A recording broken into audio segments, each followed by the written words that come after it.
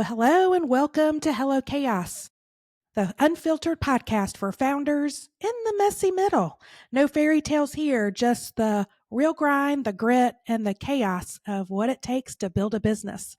Today we have on the show David Sauers, calling actually from South Dakota today, but he's out of Savannah, Georgia. He is the co-founder of Royal Restrooms. So excited to have you on the show. Welcome to the chaos, David. Thank you, Jennifer. I'm excited to be here. I don't think that this topic could be any more on point with my business. My goodness, yes. So why don't you start us out? You've been doing this like what, 20 plus years? You've been the co-founder of Royal Restrooms. We have. What inspired you to start this business so many years ago and go out on your own and enter the chaos of entrepreneurship? That's an interesting story. I think so many entrepreneurs like myself start out by trying to solve a problem. Yeah. Excuse me. Unlike, most businesses, I went to a festival. I had a horrible porta potty experience with my daughters, which I'll tell you about in a second. Yes. And that was the moment of, the aha, like, wait a second, why is this accepted? I was taking my daughters. We were at a Shakespeare in the Park festival. My oldest was potty training, had the youngest on my hip, and we ventured over to the porta potty. And as you can probably envision, and I'm sure you've had the same thought, Yes. you I go have into a 4 porta kids. potty and you're It's just like the like, worst thing, whoa. taking kids into the. Well, yeah, it's dark. I'm trying to figure out how to maneuver inside this thing without touching. And I look down and my daughter's got her hands on the toilet seat, looking down into the toilet. And I'm just like, Oh, just yeah. grab the back of her dress, hand CC out to somebody outside. And I am trying to figure out still how to solve this. Right. Holding her above the toilet. And the next thing I know, my leg is just drenched. She Ugh. has completely missed the toilet because I'm holding her up in the air and I just get peed on. So I go from frantic to just very, very Like, upset. yeah. There's Well, also nowhere you're to, like, well, also you're at a festival. It's like, yes, I gotta where's my car? This is gross. The sanitation of and what I didn't like, it's also like you said, scary, but also dangerous of the doors that snap. I mean, that's where it's like we've had terrible experience with like little kids of opening the door, getting their fingers, bruised and pinched. snapped. Yeah, pinched. It is with children, it's like one of the you experienced the nightmare experience. Yeah. And, it's one of those things that when you look back on it, when I talk to so many different people now, everyone's excited to go out to, a football game. They're excited to go to a festival. They're excited to go to a concert. They're excited. The last thing they think about is the It's bathroom, the porta right. potties, and even most event planners don't really think about it until the last minute. But when you get there, you definitely, it's all of a sudden this, ooh, what's the bathroom going to be like? Right. You may even ask somebody, did you go to the bathroom yet? Where, what's it Where is it? like? Yeah. You have this all of a sudden phobia. And I think that people originally just thought of, this is the necessary evil. It's part of what it is. We're just going to deal We with it just and need to do suck the it bare up. minimum, Yeah. right? Well, this episode of Hello Chaos is brought to you by Bright Marketing, a curiosity driven full service agency that has designed a business model specifically for small to mid sized businesses. Bright is a full service agency that crawls, walks, then runs alongside a business, providing CMO level strategy combined with an execution team. They find the friction in a business and brand, whether it's in brand, in marketing, or advertising, and then deliver on the activities to eliminate, smooth out the frictions so that the company accelerates growth. Because here's the thing, owners and most executives didn't really get a crash course in brand marketing or advertising. We came out and saw the gap of knowledge, the gap of resources from a full service where we find the friction, we build the playbooks, we create the plans, and create the consistencies in brand. And then we work on where we need to show up from an advertising perspective. And as we are building the advertising program, we're also looking to see how do we create the marketing engine, the ecosystem, and kind of build that the program so the business is scalable and it accelerates growth. So if you're curious to learn more, head over to our website at gobrightnow.com or send an email to hello@gobrightnow.com. We are able to take on 5 new clients by the end of the year, because we can't work with everybody. We'd love to, but we are taking on 5 new accounts in Q4. We love to bring you on board. So sign up for a free discovery call and we can walk through to see, is it a right fit? Are we the right agency for you? And can we help you grow? People just need a place to express themselves. But it's interesting as we get older and I worked a lot of events helping clients, and it's interesting as you kind of expand. Well, you stop going to events because of either it's the parking or it's, oh my gosh, where am I going to change a diaper? Okay, I got to bring my stroller now because I'll need to have a place to do that because But we started to sponsor things on events or to be able to be a VIP purely for the ease of bathroom. Because most times in the VIP areas, the VIP tents, or the sections of events that we have, like in the upstate, or, when we travel to like whatever bourbon and brews or something, we will look to see what's in the VIP. And if it says, private or VIP like restrooms, we're like, it's worth the ticket. It's worth the extra $50. It's worth the extras Absolutely. to get the premium entrance. Yes, there might be some food and drink that's special, but honestly, we look to go, is it an easier and nicer restroom experience of why we would get the premium or the VIP? And it really makes a huge difference. Yeah, It's hard to wrap your head around the numbers sometimes, but that in itself, what you just said, is exactly what we're going for. Going to the bathroom is still one of the most private things that we do. You don't want to feel icky. You don't want to feel dirty. You don't want the anxiety of it. And we found through several different researchers, I think it was University of South Carolina and Beaufort, that did a study that um, they actually said that from a 6-hour event, people stayed 37 minutes longer with nice restrooms than regular. right. If you're trying to get somebody there, that's almost 20% Yeah. of the time. And what do they do in that that Exactly. 20% more of the Spend time? more That money. means They they're talk spending more about it. They're money. going to want to come back. Right. Right. So it really makes a huge impact, even if you don't see it right away. So did you design their own porta potties, or were you like, okay, this is the business I got because I see it a gap and no one's talking about it. And I found these products that I need to market. Like, what was that? You know, did you design the product, or are you just more of like, nope, I found this and I'm going to market this? No, so we designed the half bath, the private stall restroom trailers, the ones that you see that Nice. are at the small events. Yes. There were big trailers out on the market back then for your big golf tournaments, your Right. large events. They were on Right. 53-foot trailers. We made it small. We made that half bath.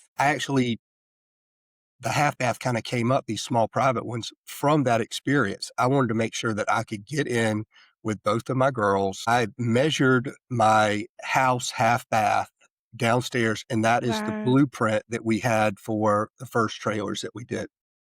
Nice. But yeah, there wasn't anything out on the market. We were the first to market and pull these out. And it was definitely a troubling time. People thought we were crazy when we first started this. They Y- didn't know why we would leave our jobs, or Right. we actually didn't leave our jobs. We got fired from them afterwards because the business kind of started to take off. Right. But it's Right. like, why would you want to leave your nice corporate With job to benefits and all that. Yeah. go be a porta Um, potty guy? So, what's been the most rewarding part? I think being able to kind of write our own path, our own Yeah, destination, but the freedom that we're able to continue to be innovative in the industry and one of the leaders in it. And that in itself, all the people that we've touched has been very gratifying. right. This business, I had a lady, this was probably 15 years ago, but it still touched me so much. I was in, I think it was a Kroger or a Food Lion, and I had my Royal Restroom shirt on with my logo. And she's like, "Do you work for that company?" I was like, "I do. I do." And she was like, "My grandmother, we went to a festival downtown and she is in a wheelchair." She started crying. She was like, "That was the most thoughtful thing that I've ever seen. It was the most pleasant experience that my grandmother's ever had." We could not believe the thought. It was like the bathroom made the entire event. And I remember walking out Yeah. and I called my wife and I was just like, you know, I think we are making a difference here. We're not saving Right. lives, but we are touching You people. make We are making right. things better. Yeah. And that's one of those gratifying moments that you don't expect and it sinks in and it just touches you forever. Right. That's a fantastic story because yeah, right. Like, we talk about brand and everyone you can think of, product, but really what shapes a brand is the experiences that people have, the emotions that are tied to seeing that logo and it immediately that's what we love to hear, when we talk about branding. It's a shortcut, it's a shorthand. When they see that mark or they hear that name, it conjures up all the imagery and we want those images to be as positive as we possibly can hope for. So the fact that she saw the logo and remembered, you know, and then it was a warm and positive Oh, experience. That's what we want as marketers and branding strategists is like that. Because you also think of when's the last like that it was so thoughtful for her. The experience was so memorable that she took the time to even go, I'm locking into the logo. Like, you know what I mean? I mean, when's the last time you went to and then knew the logo of the porta potty that you went to, right? yeah, when you put it like that, absolutely. So, yeah. Um, I mean, so I think that's a fantastic story. That's like the best brand story for a small business. I love it. So, were there myths? So here you're like, okay, we've got this. We're solving this problem. This is great. We're doing these events, and then you eventually, you go, okay, well, we're now doing this full time, whether we like it or not. um, what myths or like, okay, here we're doing this. Were there myths that that about running a business, starting a business, building a business that you just want to go, let me set the record straight about this is not what people think it is. Well, I have a little bit different background. I was a commercial banker for a local bank in Savannah. So I got to see a lot of small businesses. And that was part of the movement that I always felt like I would be an entrepreneur, Yeah. but I got to see what they built. I got to kind of feel some of um, that enthusiasm. I got to Right. feel The that joy that that they joy, yeah. that pride that they had. I think one of the biggest things with running your own business that was a myth is people assume that it's so easy for some reason. And, Don't know why they think they see that positive side. Oh, you have this. Oh, you do this. Oh, right. yeah, I've spent 21 years getting to this point, but you only see right now where I'm at. And you just think that you can it's so many people think that starting a business is some kind of side hustle, get rich quick. Right. It's easy. It's not. No, you work 24/7, 365 days a year. Um, it doesn't ever stop. It doesn't stop at 5. It doesn't stop at 7. Oh, and all It's accountability is you. You got to take all the responsibility. Everything is on you. Yeah.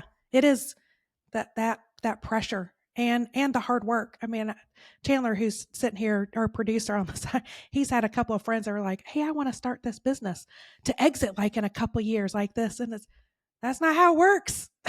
Like, yeah, That's the 1%. Like, it does happen, but it's such a unicorn thing. It is not the 99% of the hundreds of thousands of businesses out there. but Uh, they only hear that 1%. right, right. Hence why we're telling these stories of like the reality. But yeah, that was it was a lot harder for me too when I started. 2013 is when I started. It was um, a lot harder than I thought it was going to be, and the And pressure. Yeah, yeah, and being younger, most all of us entrepreneurs, we have that alpha stubborn gene that we're gonna barrel through it. We know, right? You don't need to teach us anything. We can do it. Wow, that's crazy when I think about what my mentality was 20 years ago. Um, but the personal sacrifices that I told myself that, I'm working to do this. I'm working for my family. I'm trying to do this. I lost a lot of time with my kids. I lost a lot of time with my families. It caused me a divorce. And I don't know if that was my pride. I was fooling myself into thinking this will be better for them when it yeah, maybe really wasn't. And I think that a lot of people get sucked into that and yeah, instead of finding what really matters in life, because you can't yeah. take back those. Business, Right. you can continue to do it, but don't sacrifice the things that really are meaningful. I think that's a great lesson. And I was going to ask you if you founded it, with your wife, your spouse, and how that, because that's a challenge. And we hear that from different, founders who it either works really well or it ends in disaster. And a lot of I think also kind of will resonate what you're talking about of you spend so much time focused in the business that you kind of lose and yeah, you kind of tell yourself of I'm doing it for my kids or I'm doing it for the family, but you lose time. You do, not to we're we're just becoming fast friends here. But when my first wife, my business partner, Robert Glisson, Hmm. is my co-founder. My wife and his wife at the time, they were a little involved, but not really. My current wife, can you even say current wife? But my wife, Christy, is very involved with the business with me. She has been for a long time, and we work extremely well together. We complement each other. We build on each other. Yeah. It's more of a strength through that partnership that keeps us moving forward. Right. And so we work exceptionally well together. When we go home, it's a different dynamic. We make sure to Right. try to turn that off, especially right before we go to bed so that one of us doesn't get stressed out about something, or we try to. Right. Yeah, because that's what we've heard of setting those boundaries inside the home. Work doesn't infuse there. It's, keep it in the office as far as like healthy boundaries and stuff that we've heard from other founders. So yeah, it's fascinating to see the dynamic of that. But you got to really work on that. You've got to make those priorities. This is how we're going to show up for each other in the business and at home. Right. And because it's so hard so quickly to take something personal if you have a small disagreement, like I can see it in the office right now. Christy and I disagree with something, and the other people in the office are like, and it's like we're not having a spat. No one's taking any of this personal. We're disagreeing, and somebody has got to make the final decision, and Right. somebody's going to be right or wrong. We don't know. It doesn't matter. But the Right. point is that, we're backing each other and we're going with this is the course that we're taking. Right. And then once that decision's made, It's done. 100% support. It's done. We're moving on. That's so good. What other uh I want to call it challenges or what I call it the oh shit moments that you've had as you've grown the business. I mean, you're designing these products too, so that's a whole I'm sure there's a whole slew of challenges around just that. But like what was the biggest kind of like oh shit moment? Oh, wow. There has been so many in the last 20. 1 Like, years yeah, of like I this have one from about once or twice a year. well, we're having an oh shit moment right now with Google My Business or Google Business Profile. Really? Google, yes, we lost all of our local listings for all of our offices across the US. So we lost like 40. Yes. And there is no magic button to call Google. It is There's no support. There's not, like, same with no. Facebook. Like, there is Well, nobody customer service at all. So what yes. happened? So we still don't know enough. Google is one of those things, and that's when you become an entrepreneur, you all of a sudden become an expert in whatever the ailing chaos is that is Right. happening at the time. Google kind of wants you to self-diagnose. There, we went through experts. We have done deep dives. We couldn't figure it out. Haphazardly chance that I guess somebody in Pakistan or India slipped up because I'm arguing on the phone. What deceptive content violations do we have? I'm like, how can we be deceptive? We've Right. had these since y'all started Google business profiles.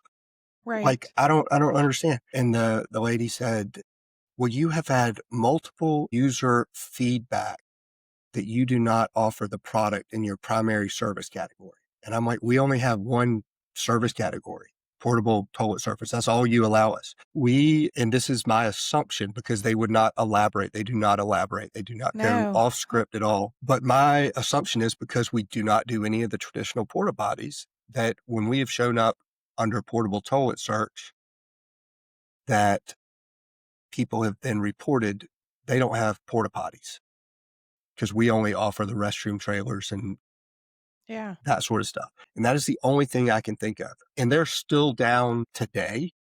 It's Whoa. going on 7 weeks now, 7, 8 weeks. But we just were approved for a multi organizational chart, a new direction that we're trying to steer down towards. But we don't want to lose all of our reviews for the past 15, Right. 20 years on all Well, of and all that these SEO offices. and everything. Yeah. Yes. And all your local. Sadly, we do have those reviews, but even photos. I mean, we've got photos from 15, 20 years that we don't have ourselves anymore. They were My on the goodness. bis Cause yeah. on the profile settings. So Wow. it's cost us. There's no telling the amount of money that it is cost us revenue wise across the country. Yeah. Yeah. That's so, well, that is an oh shit moment. You were in it. We have them all the time. Yeah. And you do wonder, like, is that because the image, like some AI, like algorithm that's like, this image does not match this image in this category. And so we've rejected it. It's like nothing, and there's no human oversight at Google, right? There's nobody kind of, um, like you said, it's not like a customer service person that's Yes. looking at stuff from a critical thinking. It's all algorithm and rules and scripts and yeah. Yeah, and it's crazy. They don't follow the same rules that they expect us to follow for them. I mean, I understand that it's their Right. platform, but it's like, okay, they want the most up-to-date user information, but yet all of your categories, when you go back and look, they're all outdated. They're all from 25 years ago, phone book style Right. rated. But yeah, I'm hoping that we can resolve this issue now. Uh, Yeah. as That soon as possible and that we can get back on track. yeah. Well, also, I think you also bring up a good point too of, we take for granted, I think, when we have images in here and we're just thinking, hey, it's safe in this platform. That, we see that a lot with businesses that are using Facebook instead of their own website. They're just using Facebook as kind of their digital front. And yeah, Could be a taken friend of down in mine a second. take it down a second, and it was something that she's a business owner, small business owner, has all of her, but she was helping like a cousin or somebody set up theirs, and it, because it was under her name or whatever, but it was, they didn't, there was a keyword or whatever they didn't like, and they shut down all of hers because it was attached to, Yes. she can't get it reinstated, and she's trying to do different email addresses and phone numbers, but it's weird. Facebook knows that it's still attached to her. So she's been denied. She's like, I don't know how to recover this. And I was like, I don't know what to help you with because it's a loop. There's no person. There's not a customer service. She was like, how did they? And she was like, I can't even find another loop unless I literally get another phone number, like a whole separate phone that's not even attached to me to start everything. But she was like, I had all like photos, images of my business. And I said, and she goes, I didn't even think I should have been downloading that in another, on a server that I own and I was like, yeah, that's so it made me kind of question that too. I'm like, ooh, we need to make sure we own all of our assets for our. It really is. Yeah. Even just recently, we changed some of our websites over because we just integrated a new CRM system. And Yeah. we have state websites as well as our national website. And we try to do that to more localize the office so Yeah. that we can Yeah. promote somebody that's in Washington and Oregon Right. or Utah and that their pictures are different rather than just the state page. Because let's face it, some offices contribute a whole lot more, or they may take better pictures, or they may be Right. more socially active. So we did those state pages and it's like, all right, we're moving to the CRM. Squareface doesn't interface with it. Yeah. Okay. So we need to Yeah. take these to a WordPress site. Then the website designer, it's like, no, I own the design background of this. You can't copy this Right. website. And it's like, wait a second. I wrote all this. These are all my pictures. Yeah. I did the design layout. Like you built it, but I'm like, wait a second. So sure enough, I went back and read the contract and it's like, she owns the layout. And I'm like, wow. Yeah. She And owns the template. We we work with clients and it is something I'm glad you're bringing this up because I think it's for small businesses who kind of get caught up in the like who owns what. And some business don't even know to ask the question, right? To be clear, I was just having the conversation with an attorney yesterday for he comes on my show a lot and goes, he was like, people don't ask who owns this. And we try to coach it like in the web space because we can build custom websites and our premises, we've always been this way of, we're work for hire, right? You're paying us, it's your code, it's your stuff. But I know we've lost jobs to other agencies who either have a proprietary, CMS or a template, or they're a front for a Squarespace or a web.com or Wix, where even that agency, they might be building it in that platform, but they don't own it either. That is a Squarespace property. That is a Wix property. That's a web.com property. And you don't own the code. You don't own the template. And so sometimes we have to build into those platforms because it's easy, it's inexpensive relative to like building a custom site. But we make sure it's really clear to the client of like, hey, just so you know, like we don't own this either. Like we can transfer the account to you, which we would rather have that so that it's your accountability. We're just building it for you. But if you don't like this framework and you want to go, you know, over here because this platform is too rigid, you can't transfer it.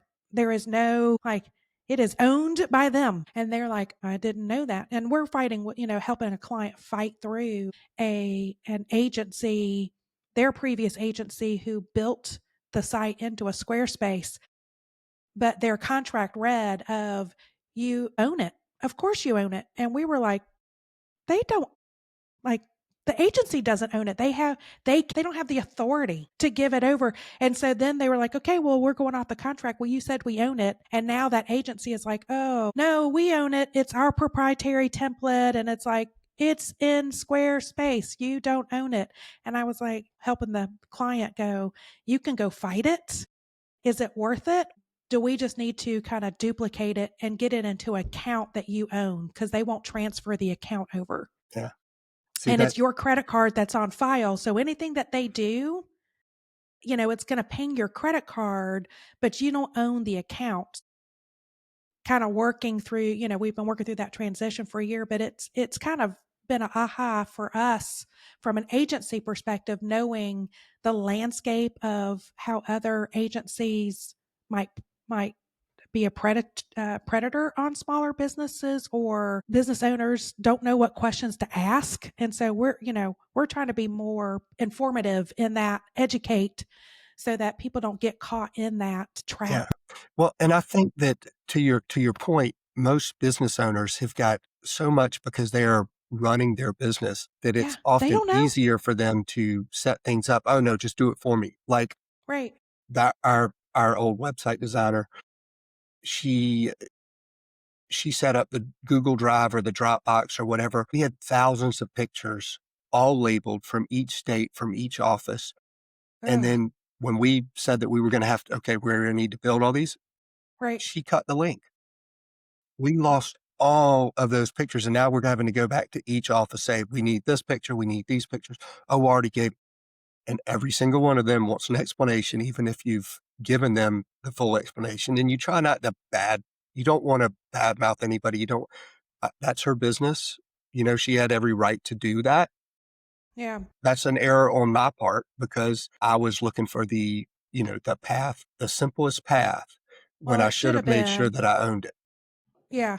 And even if it's in but I think that's also you elevating that to say, look, don't ask the question. If they're, because here's my perspective from an agency owner and in the creative space. Legit agencies, I'm going to say that.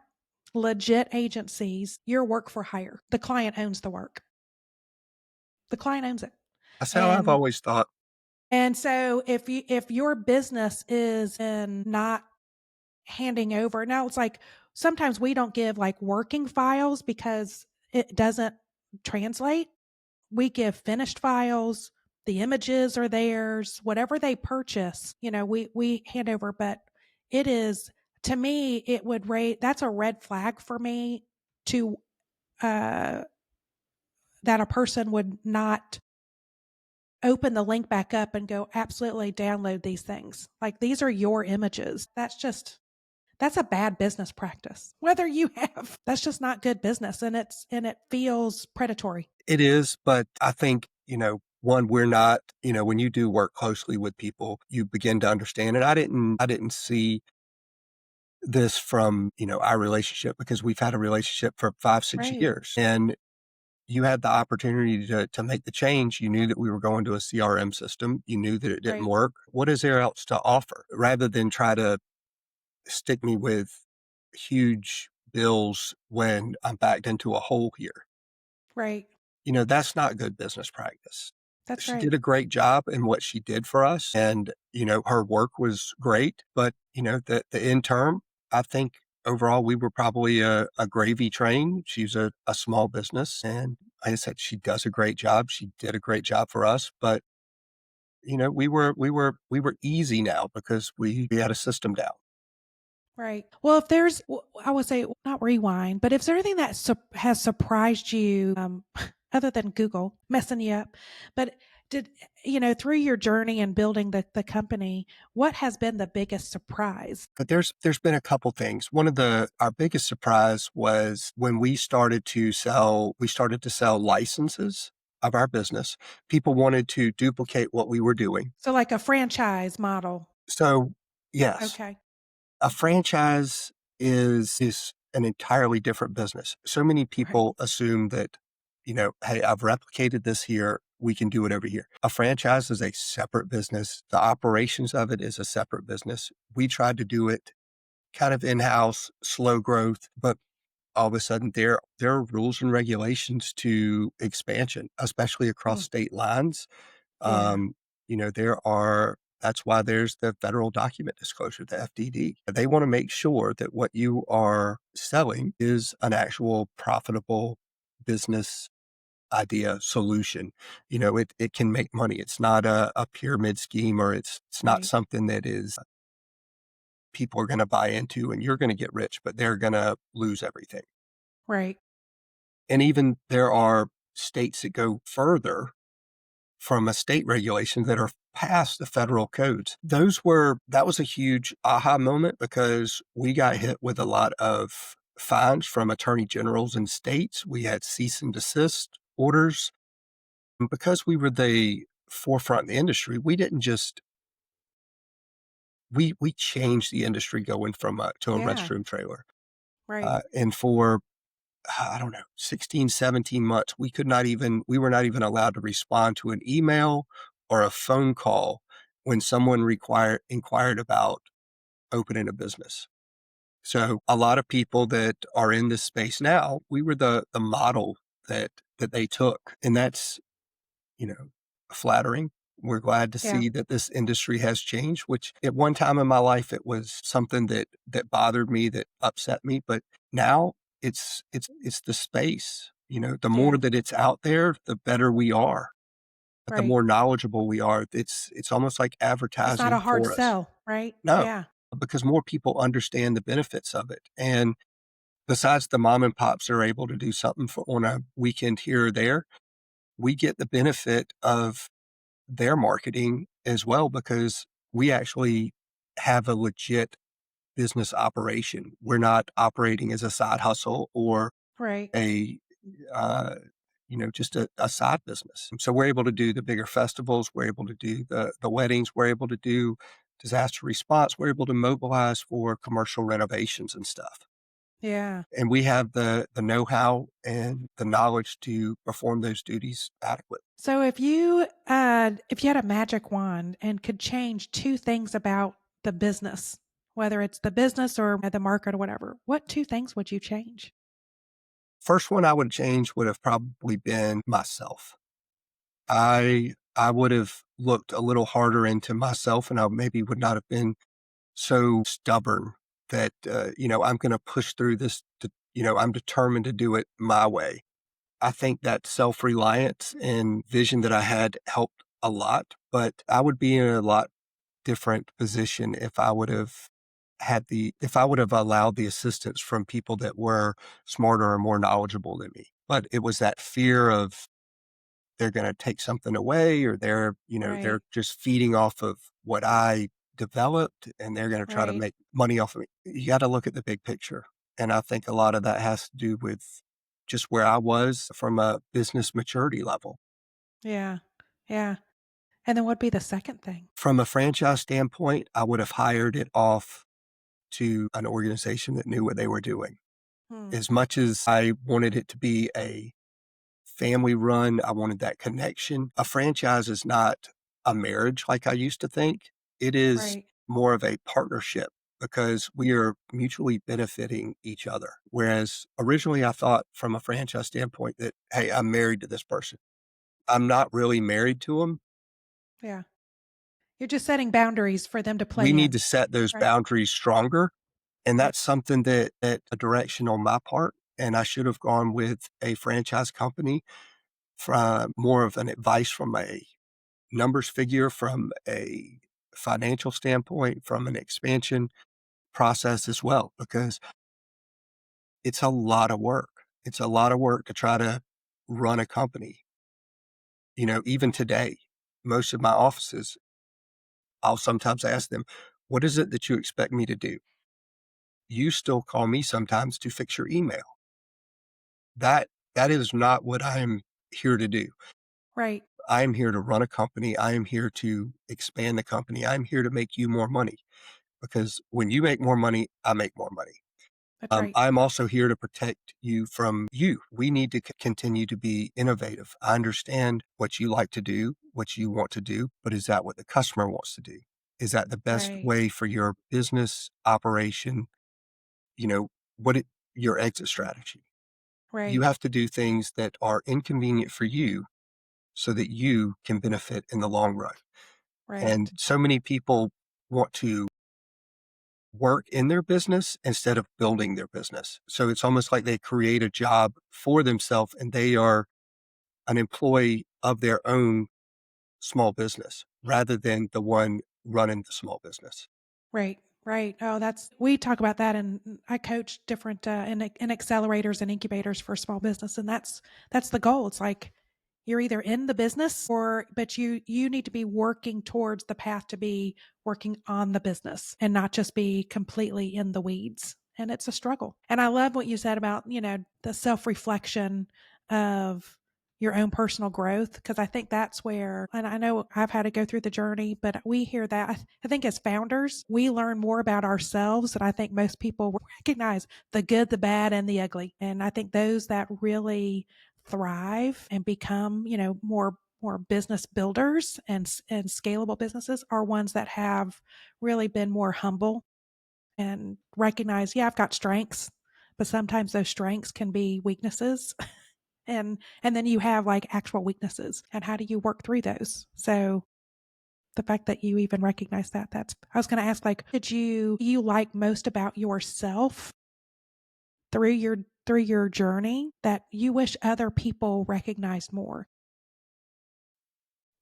I feel like a lot of people think that I am maybe some ego driven rather than I am trying to be positive on everything from, the outlook in the morning when you get up. It's like my son and I, it's like every morning when we get up, it's like we yell out the street, "Good morning." It's like we're going to get pumped for the morning because, it's going to be, every day is a challenge, but let's try to be grateful for where we are.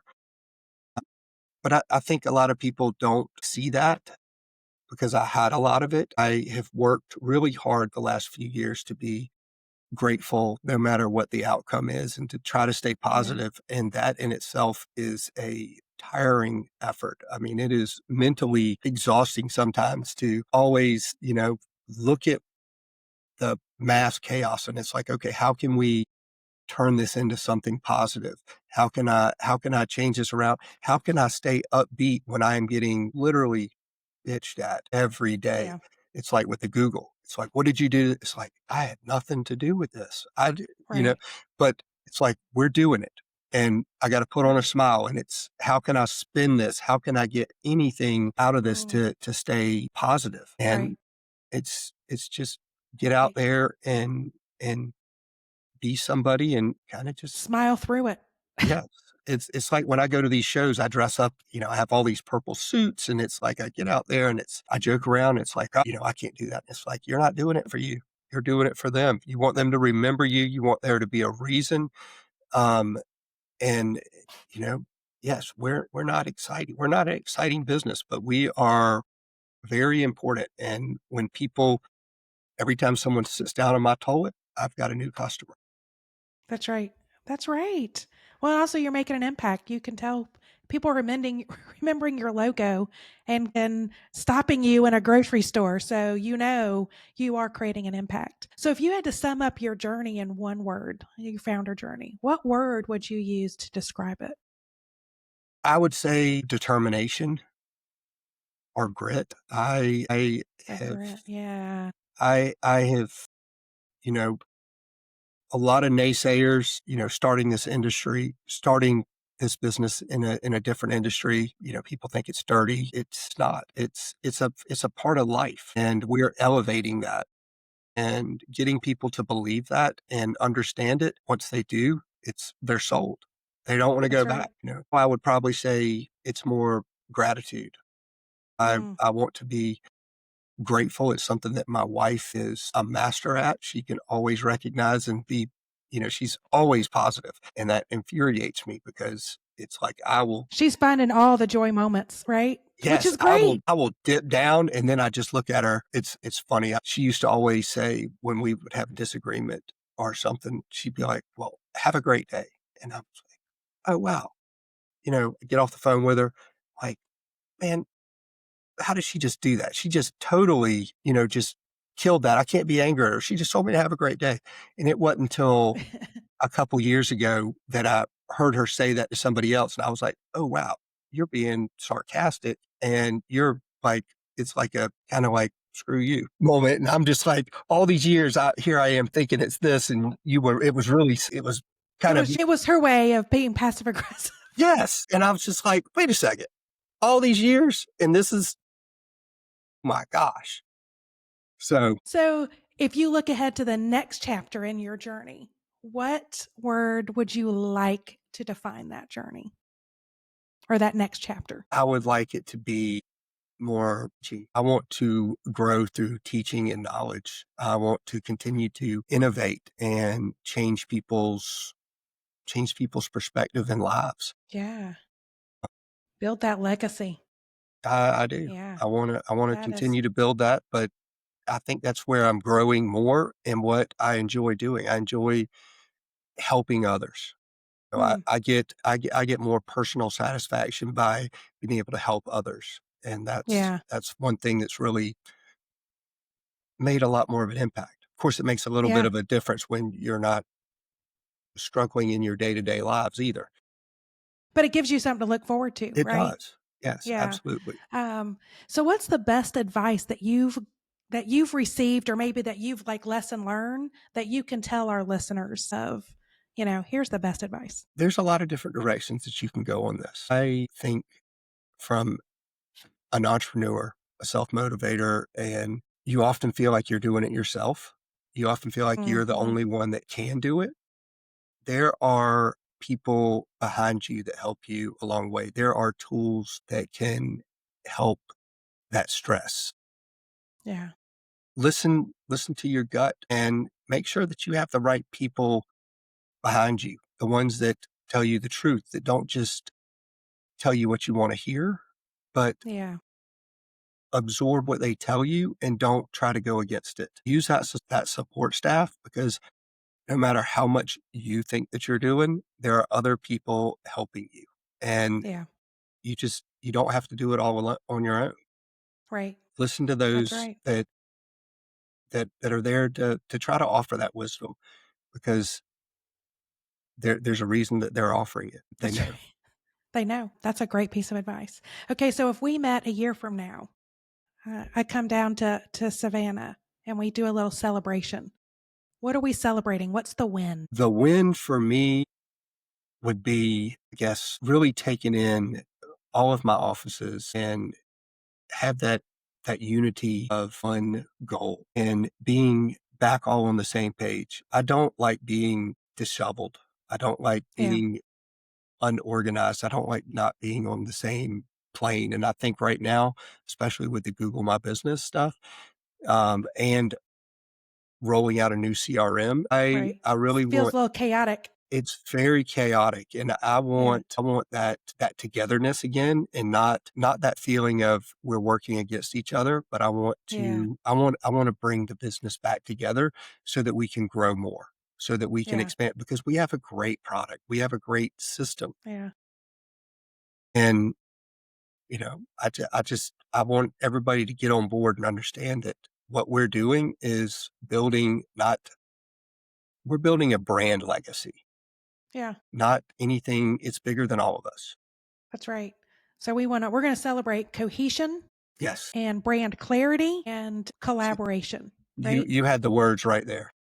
There we go. David, this has been a fantastic conversation. We did become fast friends real quick. But before we go, where can people get a hold of you, find out more information on what you're doing to support you?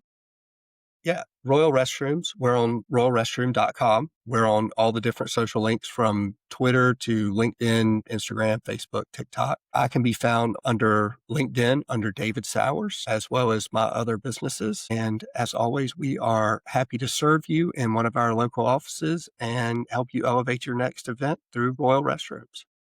Excellent. That's a wrap on today's chaos, but the journey doesn't stop here. If you found yourself nodding along and shouting out from the rooftops of "I agree with you" to myself or to David, make sure to subscribe, share, and leave us that 5-star review on Spotify. You can dig deeper into founder resources or tools or more episodes over at orangewhip.com, and that's orangeuip.com. Until next time, stay curious, stay scrappy, and remember, we are all a WIP, a whip, a work in progress. We will see you again next week.